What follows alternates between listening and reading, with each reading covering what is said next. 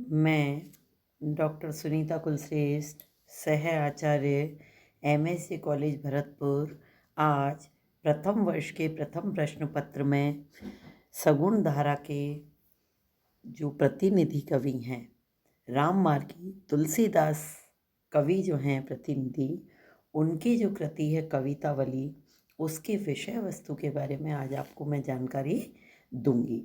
तुलसीदास की कवितावली की विषय वस्तु। महाकवि तुलसीदास राम के अनन्य भक्त थे। उन्होंने बार बार और अनेक तरह से राम कथा का गायन किया है। उन्होंने अपनी अमर रचना रामचरितमानस में राम कथा का विस्तृत वर्णन किया है।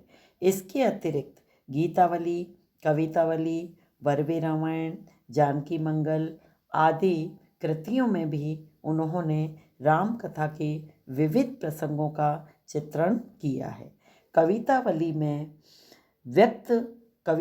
में तुलसी के राम कथा के उन विविध प्रसंगों को अत्यंत मनोयोग, आनंद, उत्साह के साथ व्यक्त किया है, जिन्हें मानस की प्रबंधात्मकता में पर्याप्त स्थान और महत्व नहीं दे सके थे। यद्यपि कवितावली प्रबंध काव्य नहीं है, फिर भी राम कथा के सभी प्रमुख प्रसंगों पर स्वतंत्र छंद रचकर कवि ने इसमें राम कथा को समेट लिया है। संपूर्ण कवितावली के छंदों को उन्हीं कांडों में विभाजित किया है जिनमें रामचरितमानस का विभाजन किया गया है। कवितावली सवैया कवित्व शैली में राम कथा के विभिन्न प्रसंगों पर भावों का उत्कृष्ट प्रकाशन है। कवितावली का भाव सौंदर्य। कवितावली के प्रथम 6 कांडों में 142 छंद और उत्तर कांड के अंतर्गत 183 छंद हैं। इसका प्रारंभ बाल कांड में भगवान श्री राम के जन्म के पश्चात बालक राम के सौंदर्य चित्रण से होता है। फिर उनकी क्रीड़ाओं का वर्णन है। राम सीता का विवाह चित्रण भी है और लक्ष्मण परशुराम संवाद को भी मनोहारी रूप से प्रस्तुत किया गया है। अयोध्या कांड का मुख्य विषय राम वनगमन और राम का वन जीवन है। केवट की भक्ति का भी कुछ मार्मिक पदों में मार्मिक चित्रण तुलसीदास ने किया है। अरण्य और किष्किंधा कांड की कथा के प्रति तुलसी उदासीन रहे। इन कांडों की कथा से संबंधित मात्र 2 छंद कवितावली में भक्तिपूर्ण छंदों की रचना के साथ ये काव्य कृति पूरी होती है। इसमें प्रत्येक कांड से संबंधित संपूर्ण कथा नहीं है, अपितु उसके भावनापूर्ण प्रसंग भी हैं। कवितावली में लगभग सभी रसों के चित्रण या सभी रसों का प्रयोग कवि ने किया है। पाठक और श्रोता इसके भावानंद में डूब जाते हैं। भाव सौंदर्य के कारण ही इसके अनेक छंद भारत की सामान्य जनता के कंठहार बने हुए हैं। अब कवितावली में जो भाव सौंदर्य के अंतर्गत हम जिन बिंदुओं पर चर्चा करेंगे, उनमें पहले है राम वनगमन और राज्य त्याग। जब राम को वनगमन दे दिया गया था, उसका चित्रण इसमें किया गया है। राम कथा में राम वनगमन का प्रसंग सर्वाधिक और मार्मिक संवेदनापूर्ण है। राम का संपूर्ण जीवन ही त्यागमय है। माता की आज्ञा मिलने के बाद ही वे झट वनवास के लिए तैयार हो जाते हैं और राष्ट्रीय वस्त्रों और आभूषणों का त्याग सहज भाव से कर देते हैं। इससे उनके शरीर की स्वाभाविक सुंदरता दृष्टिगोचर होने लगी। कमल नयन श्री राम पिता के राज्य को पथिक की भांति छोड़कर चले गए। जैसे पथिक को मार्ग में विश्राम स्थलों, वृक्षों और मार्ग में मिलने वाले स्त्री पुरुषों से लगाव नहीं होता है, वैसे ही राम को भी राज्य के प्रति कोई आसक्ति नहीं थी। वे अपने प्रिय भाई लक्ष्मण और पत्नी सीता को लेकर सहज भाव से वन की ओर चल दिए थे। देखिएगा तुलसी ने चित्रण किया है, कीर के कागर ज्यों नप चीर, विभूषण उपम अंग निपाई, ओंद तजी मगवास के रुख ज्यों, पंथ साति ज्यों लोग लुगाई, संग समंदु पुनीत प्रिया मनो, धर्म क्रिया धरि देह सुहाई, राजीव लोचन राम चली तजी, बाप को राज बटाऊ की नाही। उन्होंने बताया है कि उन्होंने सब कुछ ऐसा मोह त्यागा कि पहले मैं बता चुकी हूँ आपको कि जैसे रास्ते में स्त्री पुरुष मिलते हैं उनसे कोई लगाव नहीं होता, वृक्ष मिलते हैं उनसे कोई लगाव नहीं होता, ऐसे ही उन्होंने अपने वस्त्रों का और आभूषणों का त्याग कर दिया था। सीता की सुकुमारता और दाम्पत्य प्रेम का मधुरतम और मर्यादापूर्ण तथा उदात्त प्रकाशन जैसा कवितावली में है वैसा तुलसी के मानस में भी नहीं है। राम, सीता और लक्ष्मण अभी अभी अयोध्या छोड़कर निकले ही हैं कि वन का यथार्थ और वनवास की वास्तविकता सीता के सामने उपस्थित हुई। उनके भरे हुए ललाट पर पसीने की बूंदें झलक आईं और मधुर होठ सूख गए। वो व्याकुल होकर श्री राम से पूछती हैं कि हमें कितना और चलना है, हम कहाँ पहुंचकर अपनी पर्णकुटी बनाएंगे। पत्नी अपने पीड़ा पति को कह सकती है, वह अपनी थकान के विषय में तो स्पष्ट नहीं कहती, किंतु भोले प्रश्नों और अनुभवों से उनका मंतव्य स्पष्ट हो जाता है, जिसे समझकर प्रिय की आंखों में आंसू धारा प्रवाहित होने लगती है।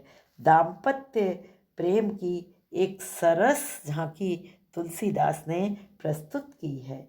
पुरते निकसी रघुवीर वधु, धरि धीर दये मग में डग दुए, जल की भरी काल कनी जल की, पुट सूख गए मधुराधर के। फिर पूजत है चलनो अब केतिक, पर्ण कुटी करी हों कित वे, तिय की लखी आतुरता पिय की, अखियाँ अति चारु चली जल च्वे। उनकी आँखों में से भी जल की धारा यानी आंसू आने लगे अपनी पत्नी की पीड़ा को सुन करके। अगला है ग्राम वधुओं की संवेदना सहानुभूति।